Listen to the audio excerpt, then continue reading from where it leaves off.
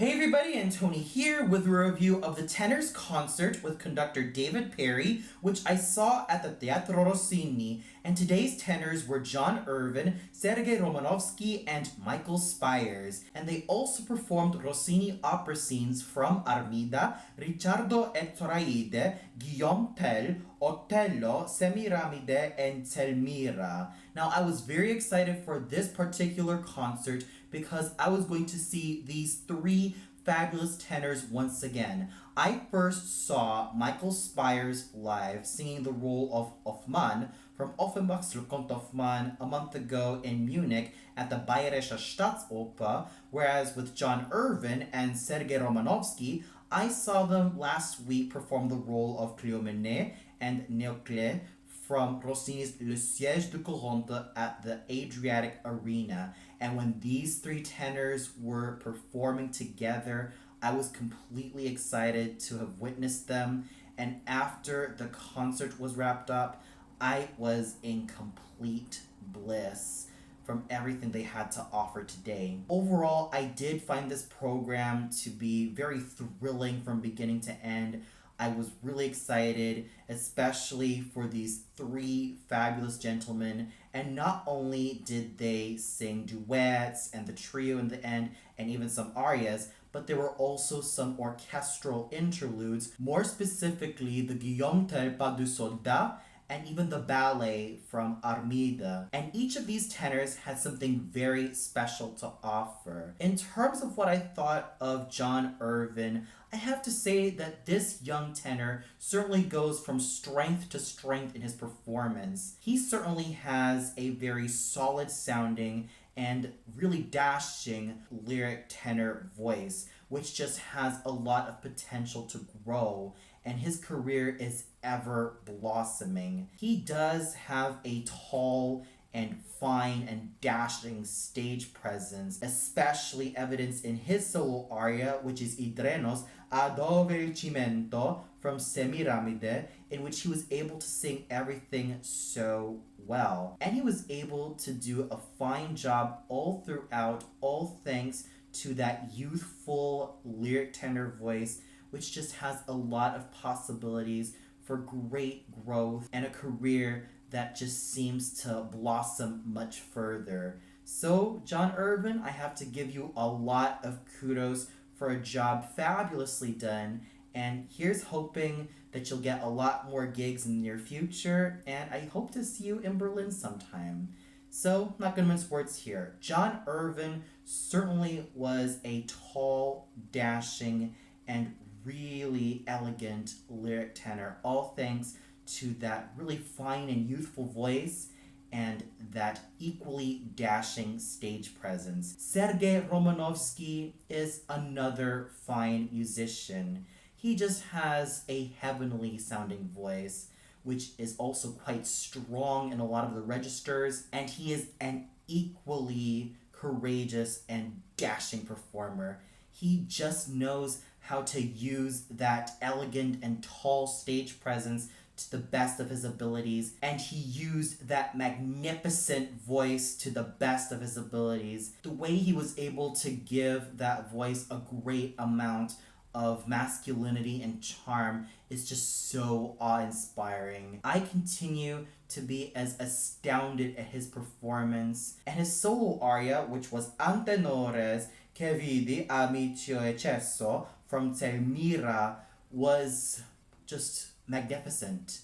I was practically having my jaw drop to the floor when I heard him open his mouth to sing this particular aria. I was completely enthralled at his overall vocal performance, and he just seems to have a ball at what he's doing. He was just an overall charismatic performer, all thanks to that fine lyric tenor voice, which was so musical, so dashing, and really focused. The focus he has on that voice is something that I'm sure a lot of young tenors will look up to and even aspire to be, because he certainly was an amazing musician in his own special way, and I wish him a lot of really great engagements to come in the near future. And he seems to go from marvelous strength after marvelous strength with that voice of his. And it's not just that voice alone, but it was his charisma, it was his charm, and it was his overall exuberance which made him stand out so well. Now, what more can I say about Michael Spires? I have been following this gentleman's career for quite some time. I have been wanting, waiting, and willing to hear him live, especially experienced in my time in Munich, where I first saw him as Hoffmann, and I thought he did magnificently. Here, I thought he was able to keep that magnificent, noble, and dashing full lyric tenor voice, which just has a wide extension. His high notes are superb and clear, and his low notes are full and rich. Now, that is an amazing feat from someone as charismatic and charming and noble like Mr. Michael Spires. He has that nobility which he was able to strike superbly, and he was able to stand strong on his own. And I also love his rendition of Minacci Pur from Ricciardo e Zoraida, which I thought he sang superbly. He sang everything with such great accuracy, and his charisma, his dedication, and everything that he was as an opera singer truly shows. And the duets and the final trio were equally outstanding. There were times I had a hard time finding out which one was the main highlight. I would have to say that each moment in the duets was a great highlight. From Ricciardo et Zoraide's Donalla questo core, the Ricciardo and Agoranta duet done by Sergei Romanovsky and Michael Spires, to Come Laurette Placide from Armida, sung by Carlo and Ubaldo, and sung superbly by John Irvin and Sergei Romanovsky. The Te lo Iago duet, Non m'inganno al mio rivale, sung by Michael Spires and John Irvin, which I thought they did really well and managed to put in a lot of great vocal fireworks. And let's not forget about the final trio, which they performed twice. Well, technically, in the second time they performed a snippet of it, but it was still epic nonetheless. The final trio, which was In quale aspetto imbelle, also from Armida, and was sung by Rinaldo, Carlo, and Ubaldo, was, as I stated before, epic. It was epic in musicianship, it was epic in how these tenors managed to collaborate with each other, and there just seems to be a great sense of camaraderie and absolute professionalism from the likes of John Irvin, Michael Spires, and Sergei Romanovsky. And the conducting done by David Perry was equally as outstanding, and it's all thanks to his masterful hand that this concert certainly went well, especially from how the orchestra played. So overall, with three magnificent bel canto titans in the forms of John Irvin, Sergei Romanovsky, and Michael Spires, especially a great conductor like David Perry, this concert was outstanding in every single way.